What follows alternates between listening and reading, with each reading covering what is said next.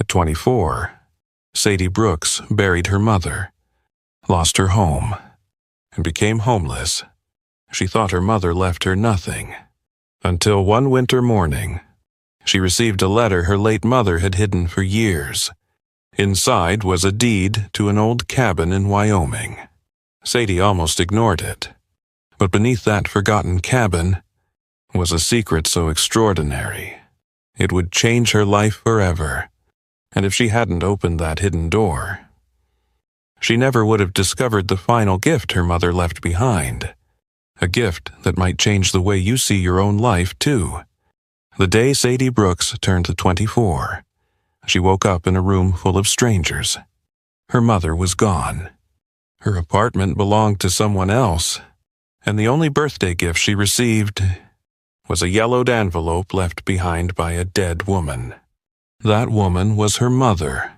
It was late January in Denver, Colorado. Snow drifted outside the women's shelter as Sadie sat alone beside an old radiator, clutching a worn leather wallet. Inside it was all the money she had left, $48. A year earlier, life had been different. Not perfect, but warm. She lived in a tiny apartment with her mother, Martha Brooks. The wallpaper peeled, the heater rattled. But every Sunday morning, Martha made blueberry pancakes and told her daughter the same thing. "Promise me you'll always have somewhere to go." Sadie would laugh. "Mom, I can't even afford new tires." But Martha always shook her head. "I'm not talking about a house. I'm talking about hope." Back then, Sadie didn't understand. Then came the diagnosis. Stage 4 pancreatic cancer. Sadie quit school, worked 2 jobs, sold her car, then her laptop, then everything she could bear to lose. The hospital bills kept coming, but time kept running out. One snowy evening, Sadie sat beside her mother's hospital bed. "I'm sorry," she whispered. Martha squeezed her hand. "For what? For not saving you?" Her mother smiled sadly. "Oh, sweetheart, you were never supposed to save me." Tears rolled down Sadie's face. "But I tried." "I know. And that's why I know you'll survive this." Sadie shook her head. "I won't." "You will." Then Martha said something Sadie would never forget. "When everything falls apart," she whispered, "don't be afraid to begin again." 3 weeks later, she was gone, and Sadie's world collapsed soon after. The bills piled up. The rent went unpaid. Every month she watched her savings disappear. $300, $100, $72, then $48. The night before the eviction, Sadie sat alone in the dark kitchen, wrapped in her mother's scarf. "I don't know how to do this without you," she whispered. No one answered, and somehow that hurt the most. 2 weeks later, she stood outside her apartment with a single suitcase. Snow covered the sidewalk. Someone upstairs was laughing. Someone else's life was moving on. Sadie waited to cry, but she didn't, because sometimes, when your heart breaks enough times, even tears grow tired. So she walked, straight to the women's shelter, straight into the loneliest birthday of her life. Until that morning, Ms. Reynolds, the shelter manager, called her into the office. The older woman pulled an envelope from a drawer. Its edges were worn, its paper yellow with age. "I've been waiting years to give you this," she said softly. Sadie frowned. "What is it?" Miss Reynolds looked at her. "Your mother left it here." Sadie froze. "What?" "She told me." The woman paused. "Don't give this to my daughter until she loses everything." Sadie stared at the envelope. Her name was written across the front, in her mother's handwriting. With trembling fingers, she opened it.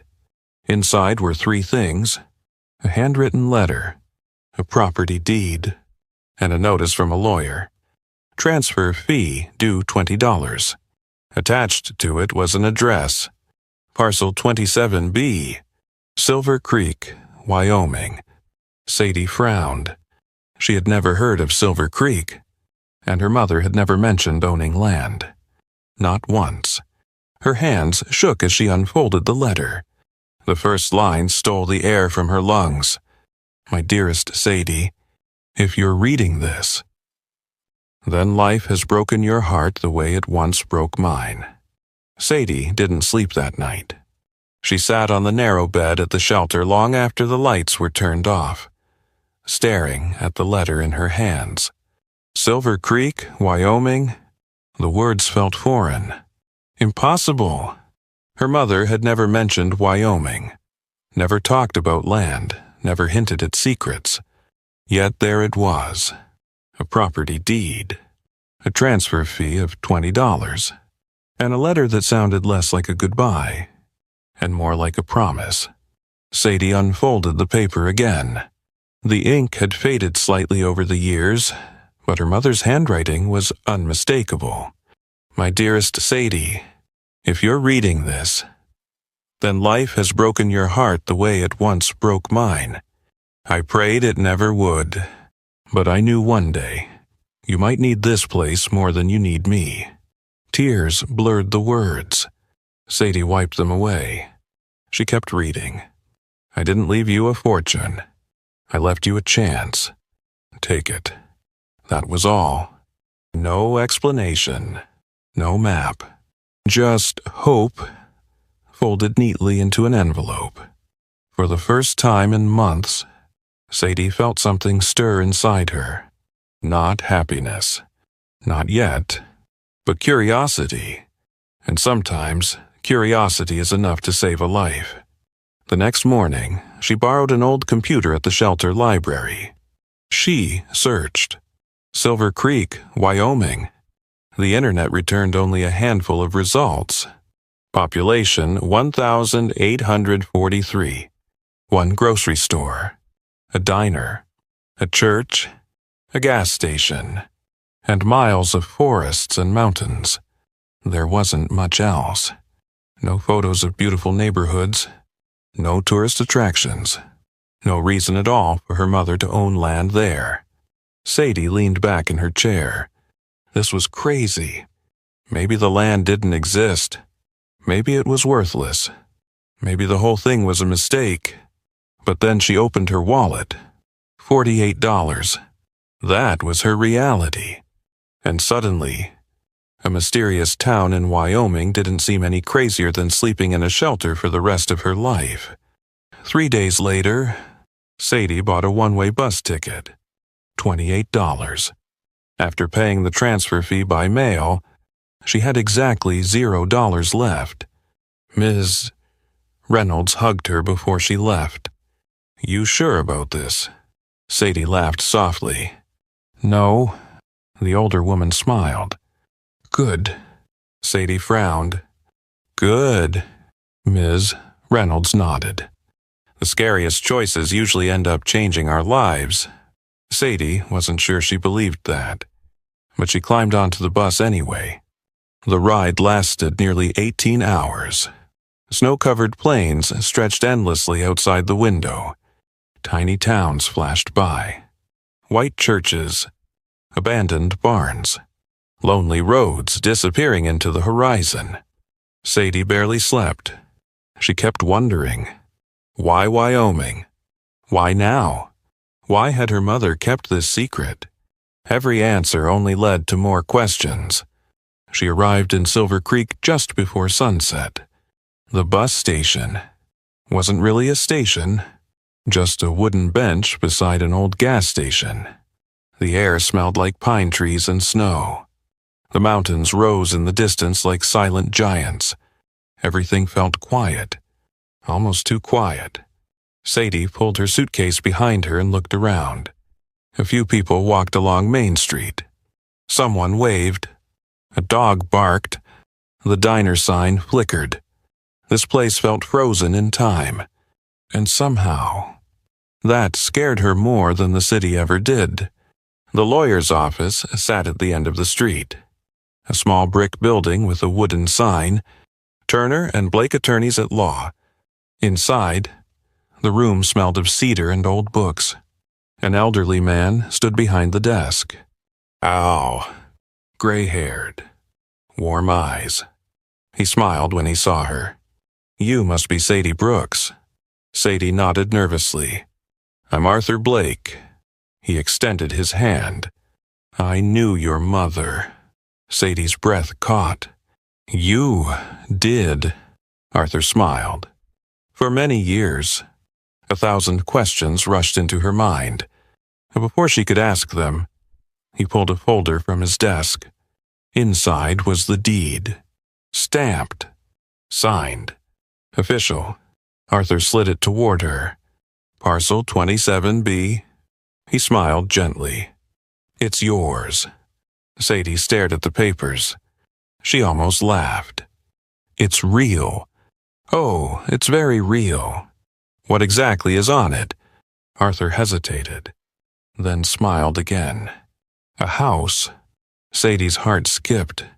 A real house. Arthur rubbed the back of his neck.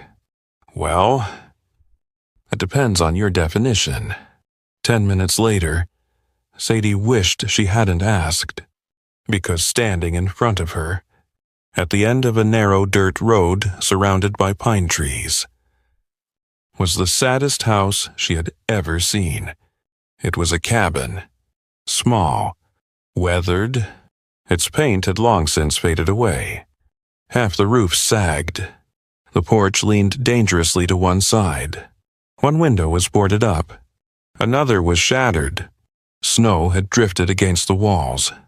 The whole place looked like it had been forgotten. Sadie stood there in silence. This was what her mother left her.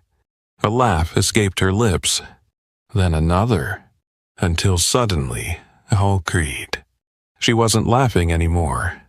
She was crying. Ugly crying. Standing alone in the snow with her suitcase beside her. Because she had traveled hundreds of miles chasing hope and found a broken cabin in the woods. Arthur stood quietly beside her. He didn't interrupt. After a while, Sadie wiped her eyes.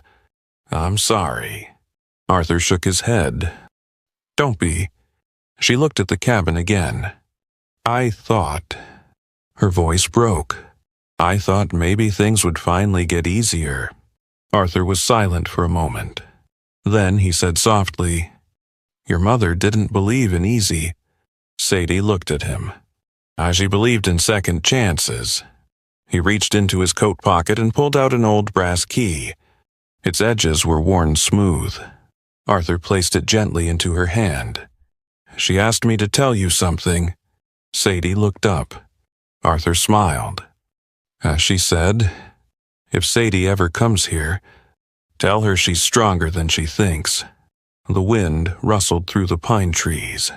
Sadie stared at the cabin, at the crooked porch, the broken windows, the roof barely holding on, and for the first time since her mother died, she felt something she hadn't allowed herself to feel. Not certainty, not joy, but possibility, tiny, fragile, flickering like a candle in the dark. She tightened her grip around the key, took a shaky breath, and walked toward the front door, not knowing that hidden beneath that broken cabin was a secret her mother had protected for years, a secret powerful enough to change her life forever. That first night in the cabin was colder than Sadie expected. The wind slipped through cracks in the walls and whispered beneath the front door. She wore her coat to bed and wrapped herself in her mother's scarf, lying on an old mattress Arthur Blake had arranged to have delivered earlier that afternoon. The ceiling creaked.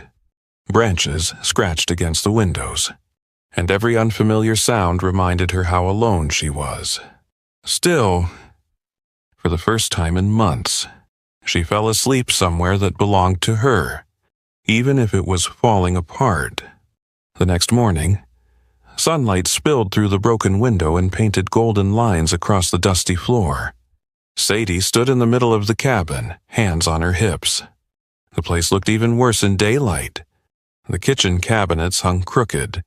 The sink didn't work. There was a hole in the ceiling large enough to see the sky. A family of mice had apparently been living under the stove. She laughed, not because it was funny, but because crying was exhausting. "Well," she said aloud, "I guess it's you and me."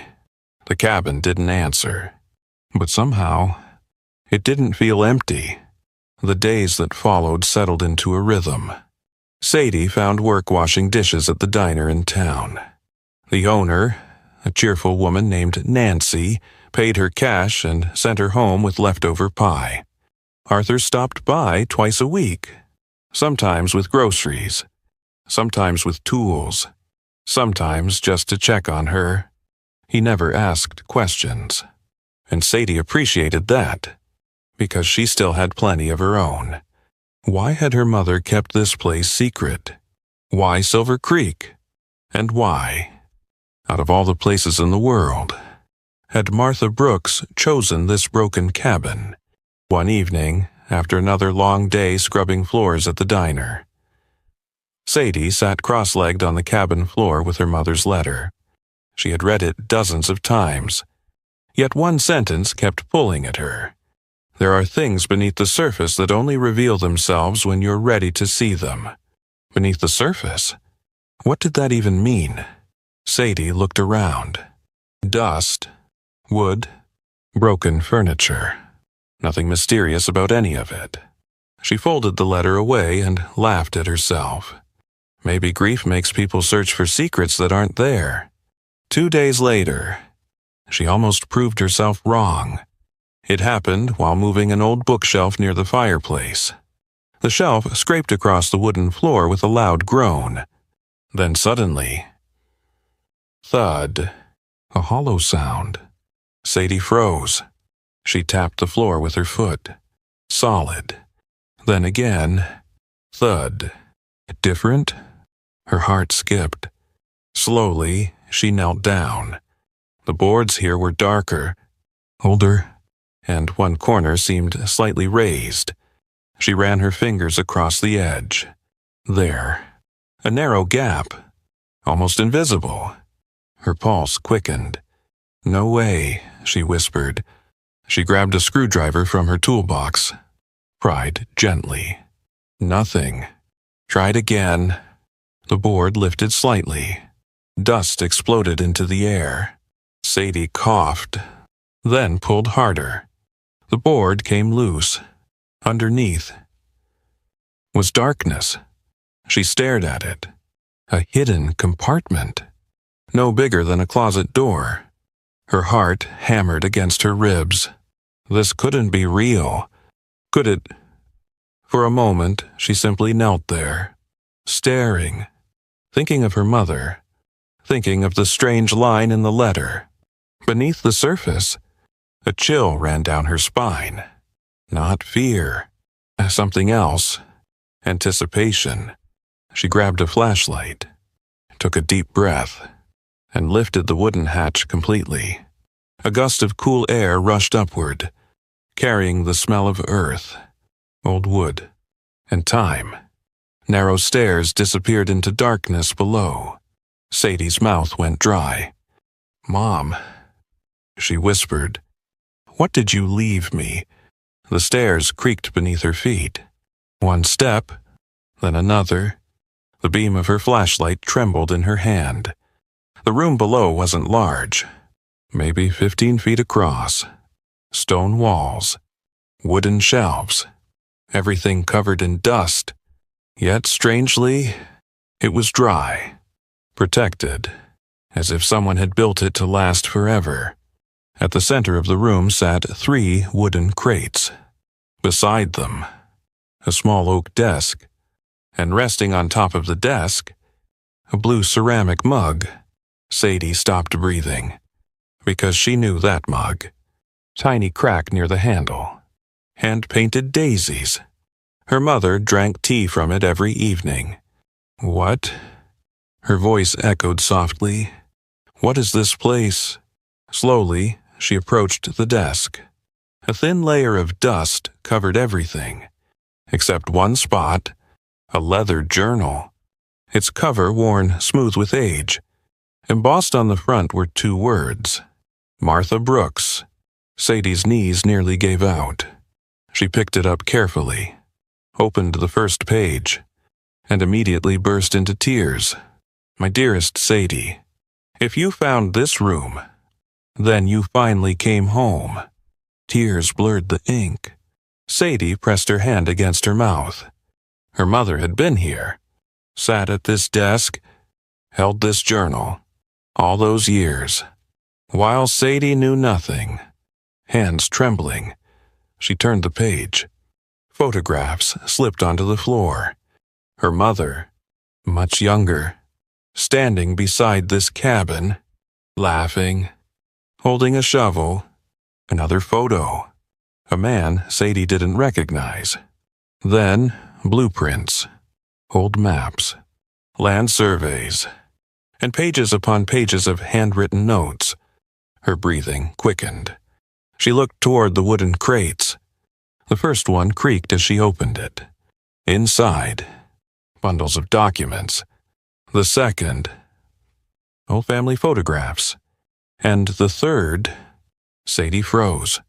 Rows of glass jars, perfectly lined up, each one tightly sealed, each one stuffed with rolled-up bills, 20s, 50s, hundreds, dozens of them. Her mind couldn't process what she was seeing. She grabbed one. Heavy, very heavy. Opened it. Money. Real money. Her hands started shaking. Another jar. Money. Another. Money. Oh my God. She sank onto the floor, surrounded by jars, surrounded by secrets, surrounded by proof that her mother had been preparing for this moment for years. But it wasn't the money that broke her. It was the next page of the journal. A single sentence, written in shaky handwriting, as if Martha knew her time was running out. I never wanted to make life easy for you, Sadie. I wanted to make sure you never gave up on yourself. Sadie cried then, quietly, not gracefully. She cried for her mother, for the hospital room, for the nights she went hungry, for the loneliness, for every moment she thought she'd been abandoned. Because she hadn't. Not once. Even in death. Her mother had been finding a way to hold her hand. Sadie sat there for a long time, the flashlight dimming beside her, the journal open in her lap. And for the first time in over a year, she didn't feel alone. She had no idea yet that the greatest secret wasn't the money, or the hidden cellar, or even the land itself. There was something else. Something her mother had protected her entire life. A secret buried even deeper. And very soon, someone would come looking for it. Sadie didn't tell anyone about the cellar. Not Arthur. Not Nancy at the diner. No one. For nearly a week, she kept the hatch hidden beneath an old rug, returning to the underground room only at night. She'd sit at her mother's desk, reading page after page of Martha's journal. And slowly, the anger she'd carried for over a year began to soften. Not disappear, just soften. Because for the first time, she could see her mother not as a mother, but as a woman who had once been young, who had known heartbreak, who had been afraid, and who had spent years quietly building something for her daughter. The journal wasn't filled with grand adventures or hidden riches. It was filled with ordinary things. Notes about planting tomatoes, recipes for apple pie, sketches of the cabin, and scattered between those pages, little pieces of wisdom. One entry stopped Sadie cold. You will spend your life meeting people who think your worth depends on what you own. They're wrong. Your worth is measured by what you build after you've lost everything. Sadie read those words again and again, because for months she had measured herself by loss. Lost her mother, lost her home, lost her plans, lost herself. But what if that wasn't the end of her story? What if it was only the beginning? The next morning, Sadie stood outside the cabin and looked at it differently. The roof still sagged. The porch still leaned. The paint still peeled. But for the first time, she didn't see ruin. She saw possibility. And strangely, that terrified her. Because hope is a dangerous thing. Once you let it in, you have something to lose again. Still, she started. She used a little of the money from the cellar. Not much, just enough. A new hammer, wood planks, roof shingles, a second-hand ladder. Arthur noticed immediately. He pulled up in his old pickup truck one afternoon and stared at the pile of supplies. His eyebrows rose. Looks like somebody won the lottery. Sadie laughed nervously. More like somebody got tired of rain leaking onto her bed. Arthur smiled. Need help? Sadie almost said no. She'd spent so long surviving alone. Accepting help felt uncomfortable. But then she remembered something her mother wrote. Strength isn't refusing help. It's learning you're worthy of receiving it. So she nodded. Yeah. Arthur grinned. Good answer. For the next few weeks, they worked side by side. Arthur taught her how to replace shingles, how to reinforce beams, how to sand wood until it felt smooth beneath her fingertips. Sadie made mistakes. Lots of them. She hammered her thumb twice, installed one window backward, fell off a ladder into a bush. Arthur laughed so hard he nearly cried. And for the first time in what felt like forever, Sadie laughed too. Real laughter. The kind that surprises you. The kind that heals something you didn't know was broken. The people in Silver Creek started noticing. Nancy from the diner brought over casseroles. Mrs. Harper from the church dropped off blankets. An elderly neighbor named Walter appeared one morning carrying flower seeds. Every home needs something beautiful, he said. Sadie stood there holding the tiny paper packets, and suddenly, she didn't feel like a stranger anymore. At night, she'd sit in the cellar reading Martha's journal, learning things she never knew. How her mother visited Silver Creek every summer. How she worked extra shifts to buy the land. How she fixed the cabin herself. And most surprising of all, how afraid she had been. One entry made Sadie cry. I was terrified every day. Not of being poor, not of failing. I was terrified I wouldn't leave you enough courage to face this world without me. Sadie pressed the journal to her chest. Oh, Mom, she whispered. You did? More than enough. Spring arrived slowly. Snow melted. Wildflowers appeared along the trail. The cabin began to change. Fresh paint covered the old wood. The porch stood straight. New curtains hung in the windows. And near the front steps, Sadie planted tomatoes, just like her mother used to. The first tiny green sprouts appeared a few weeks later. Sadie knelt beside them, smiling. And for a moment, she could almost hear Martha laughing beside her. That evening, Arthur stopped by with coffee. He sat on the porch, looking around. You know, he said softly, your mother always believed you'd come. Sadie looked at him. Even after all those years, Arthur nodded. Especially after all those years. He hesitated. Then added, she used to say. Arthur smiled sadly. My daughter doesn't know it yet. But one day she'll build something bigger than this cabin. Sadie stared at the mountains in the distance. The sun dipped below the trees, painting the sky gold. She thought about the cellar, the money, the journal, the life she'd lost, and the one she was slowly building. For the first time, she wasn't asking, "Why did this happen to me?" She was asking, "What am I going to do with this second chance?" And somewhere deep inside, for the very first time, Sadie believed she deserved one. She didn't know it yet, but the answer to that question was already making its way toward her, in a black SUV, driving up the mountain road, looking for something hidden beneath her land, something worth far more than money. The black SUV arrived on a Tuesday morning. Sadie was kneeling beside her tomato plants, brushing dirt from her hands, when she heard the sound of tires crunching over gravel. Nobody drove up this road unless they meant to. She stood slowly. The vehicle came to a stop in front of the cabin.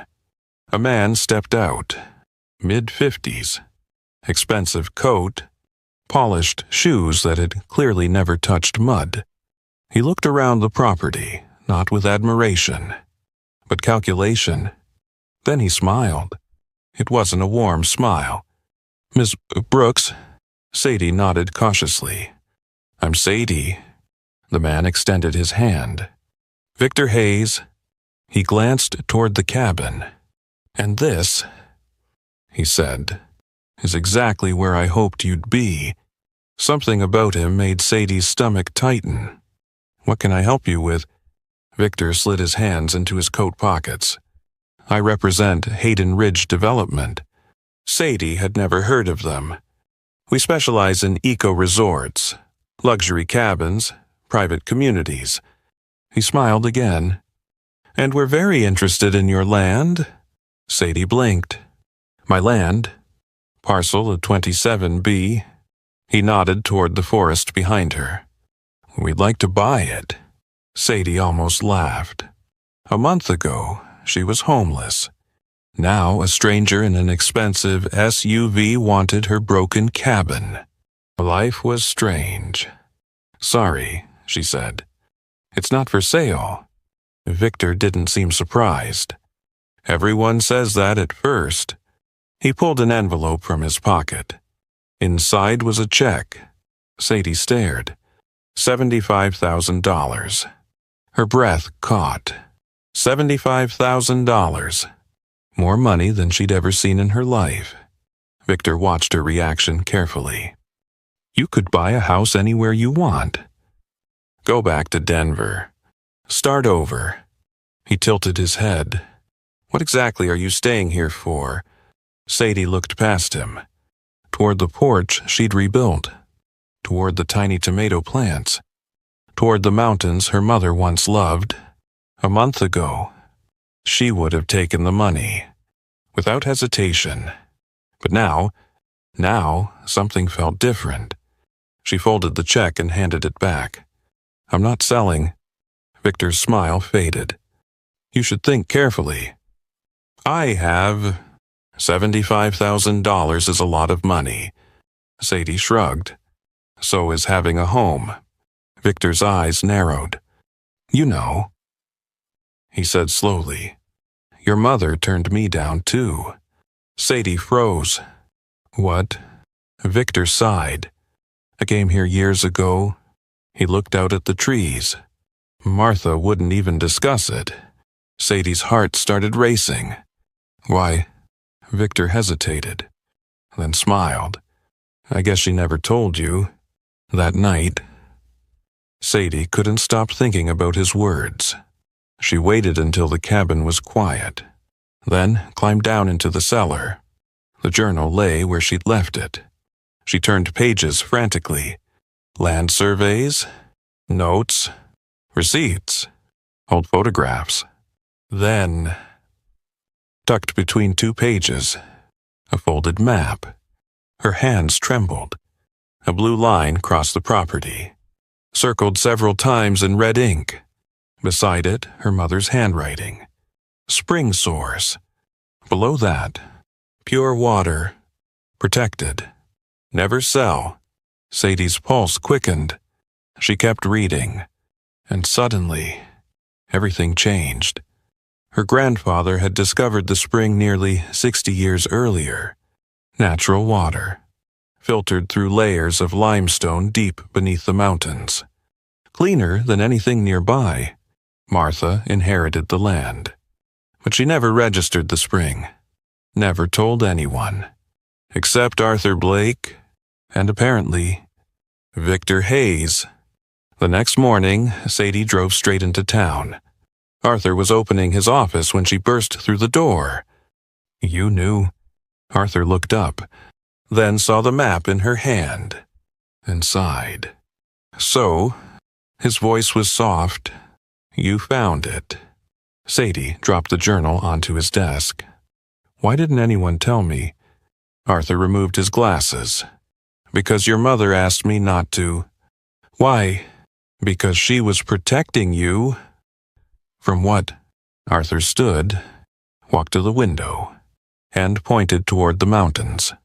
"People kill for water out west." Sadie frowned. He wasn't joking. "Your spring is one of the cleanest natural sources I've ever seen." He looked back at her. "And the rights belong entirely to you." Sadie stared at him. "This little piece of land," Arthur nodded, "is worth far more than that cabin." "How much?" Arthur smiled. "Enough to make people greedy." Suddenly, Victor Hayes made sense. The expensive SUV. The offer. The smile that never reached his eyes. He didn't want the cabin. He wanted what was beneath it. Sadie sank into the chair, overwhelmed. Just a few months ago, she was counting pennies, sleeping beside strangers, praying for a second chance.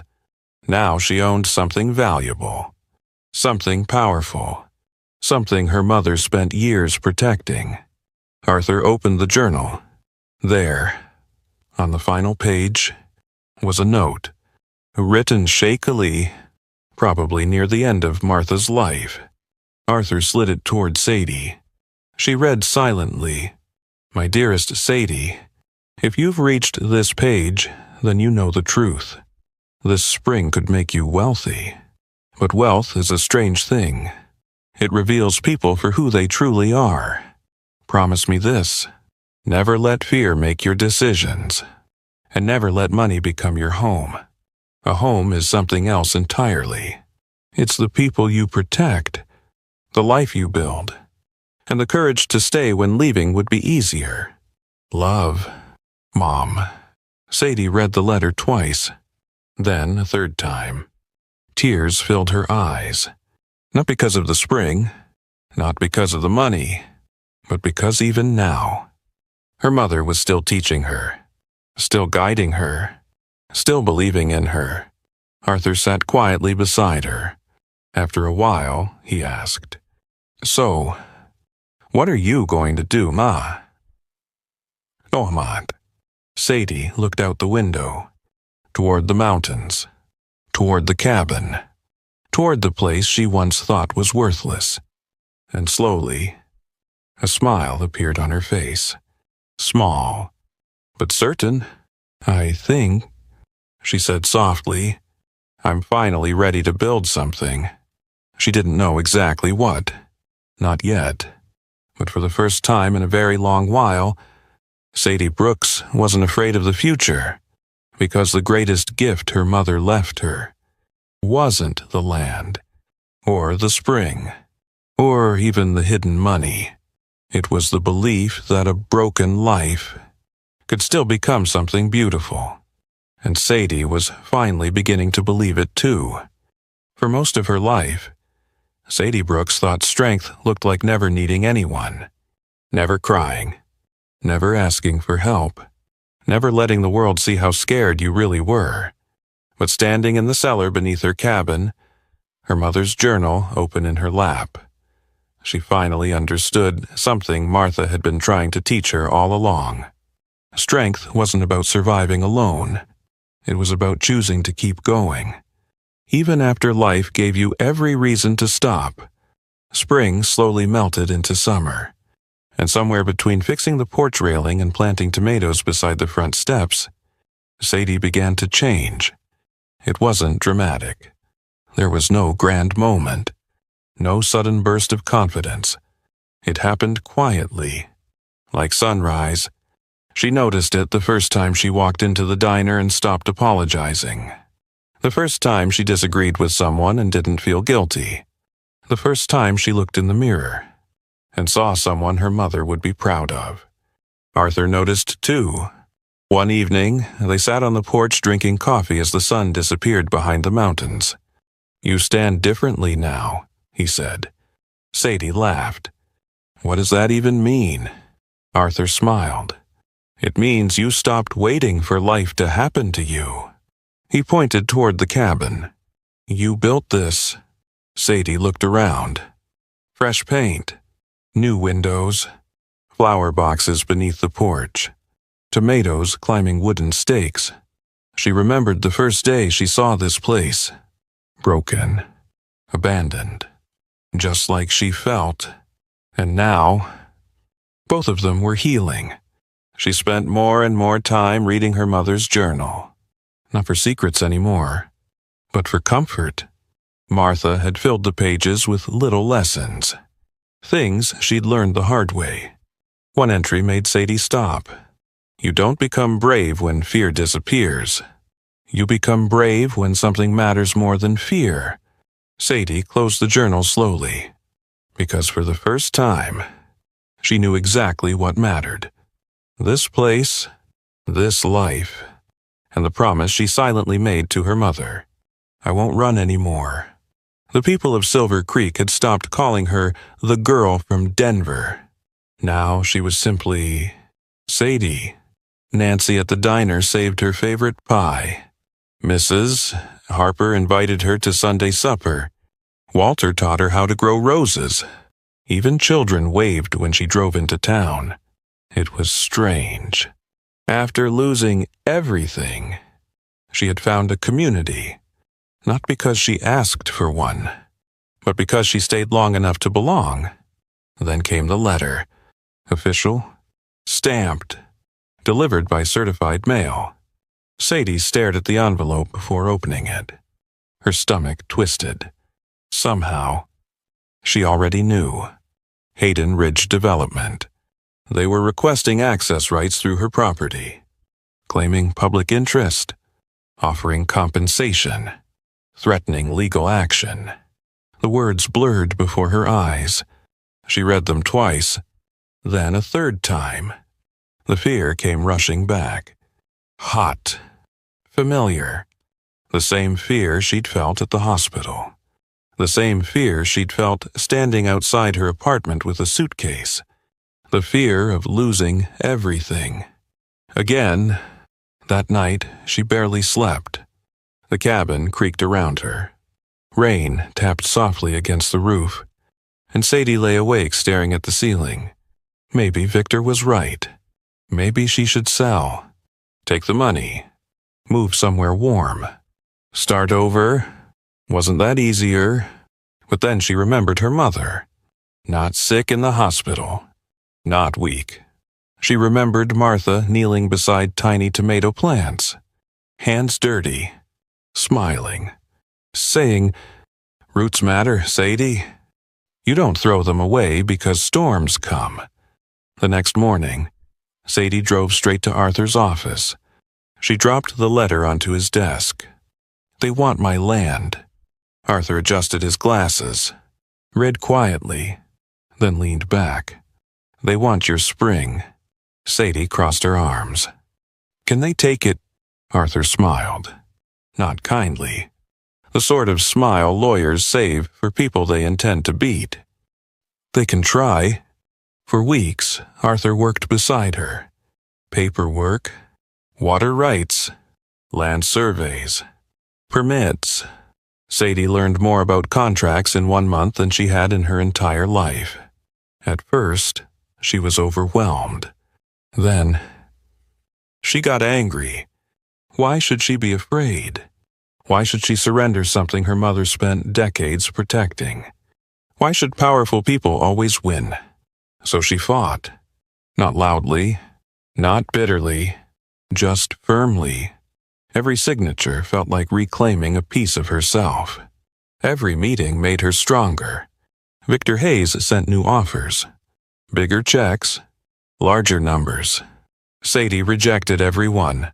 One afternoon, Victor arrived in person. He stepped from his SUV looking annoyed. "You don't understand what you're turning down." Sadie smiled. "No, I understand exactly." Victor sighed. "This could make you rich." Sadie looked past him, toward the cabin, toward the roses Walter helped her plant, toward the tomatoes growing beside the porch, toward the life she almost never had. Then she looked him straight in the eye. "I was homeless 6 months ago." Victor blinked. "I slept in a shelter. I lost my mother. I lost everything." She took a step closer, and somehow... She smiled softly. "That was the best thing that ever happened to me." Victor stared at her, speechless, because he couldn't understand. People like him thought wealth meant owning more. Sadie had learned something different. Wealth was waking up without fear. It was loving where you lived. It was planting roots. It was building something worth protecting. Victor left that day, and as his SUV disappeared down the mountain road, Sadie didn't feel scared. Not anymore. Because somewhere along the way, the frightened girl who counted her last $48 had become a woman her mother always believed she could be. That evening, Sadie climbed down into the cellar. She opened the journal one more time. Near the end, Martha had written, "One day you'll realize, I wasn't leaving you land. I was leaving you the chance to discover who you are." Sadie's eyes filled with tears. She smiled and whispered into the quiet room, "I know now, Mom. I finally know." But neither Sadie nor her mother could have imagined what would happen next. Because the story of the girl who lost everything was about to spread far beyond Silver Creek, and soon, people from all over the country would come searching for the little cabin in the mountains. Not because of the spring, not because of the money, but because of the woman who refused to give up. The first snow of winter arrived early that year. Sadie stood on the porch of the cabin, her hands wrapped around a warm mug of coffee, watching tiny flakes drift lazily from the sky. The roof no longer leaked. The porch no longer leaned. And the windows she had once covered with plastic to keep the cold out, now glowed with warm yellow light. For a moment, she simply stood there, listening to the wind in the pine trees, to the crackling fire inside, to the silence she used to fear. Funny thing about silence. When you're lonely, it feels unbearable. But when you've finally found peace, it feels like home. A year ago, Sadie had nowhere to go. Now, people came looking for her. Not because she was rich, not because of the spring, but because of her story. The young woman who lost her mother, lost her home, lost almost everything, and somehow built a new life from the ruins. The local newspaper wrote about her first, then a regional magazine, then a podcast. Soon, people from neighboring towns began showing up. Some brought flowers. Some brought questions. Others brought heartbreak. One afternoon, a young woman named Claire knocked on her door. She couldn't have been older than 22. Her eyes were swollen from crying. A duffel bag hung from her shoulder. "I heard about you," she said softly. Sadie invited her in. They sat by the fire. Claire told her story. A sick father, medical debt, an eviction notice. nowhere to go. Sadie listened quietly, because she knew exactly how hopelessness sounded. It sounded like speaking softly, because you no longer believed anyone could save you. That night, after Claire had fallen asleep on the couch, Sadie sat alone in the cellar. Her mother's journal rested open in her lap. She ran her fingers across Martha's handwriting, and suddenly, she understood. Maybe the cabin was never meant to save only one person. Maybe that was why her mother left it behind. Not as an inheritance, but as an invitation to keep the kindness going. The next morning, Sadie made a decision. She converted the old tool shed behind the cabin into a tiny guest house. Nothing fancy. Just a bed, a little kitchen, a rocking chair on the porch, and a small wooden sign hanging beside the door. Second Chance Cottage. The first guest stayed 2 weeks. The second stayed 3 months. Then came another, and another, a widow who lost her home, a young mother escaping abuse, a woman recovering from addiction. Sadie never charged a dime. She only asked one thing. When you're back on your feet, she'd say, help someone else.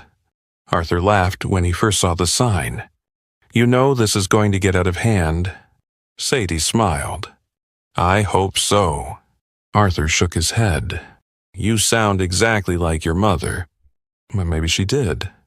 Because somewhere along the way, Sadie stopped asking why life had hurt her, and started asking, what can I do with the pain? How can I make it mean something? The answer was always the same. Open the door. Set another plate at the table. Tell someone, I know you're scared, but you're going to be okay. Years passed. The tomatoes still grew every summer. The roses Walter planted bloomed brighter each spring. Arthur retired but still stopped by every Friday. Nancy from the diner brought pie. Claire eventually moved away. Before leaving, she hugged Sadie and whispered, You gave me my life back.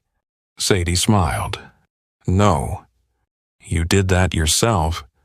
But deep down, she knew. Sometimes people don't need saving.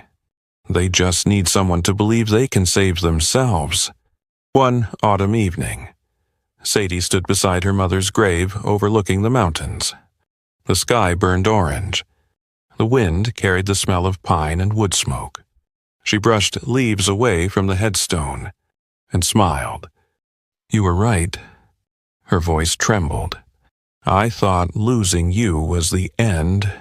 Tears filled her eyes. But it wasn't. She laughed softly. It was the beginning. Sadie looked toward the valley below. The cabin lights glowed warmly. Smoke curled from the chimney. The guest house windows shined softly in the fading light. And for a moment, she imagined her mother standing beside her, hands tucked into her coat pockets, smiling that quiet smile. Proud. The truth was, Martha Brooks never left her daughter a fortune. She left her something far more valuable, a place to begin again. And through that gift, Sadie discovered something extraordinary. Home isn't a building. It isn't money. And it isn't the place where life never hurts. Home is the place where pain no longer has the final word. It's where you learn to breathe again, to trust again, to hope again.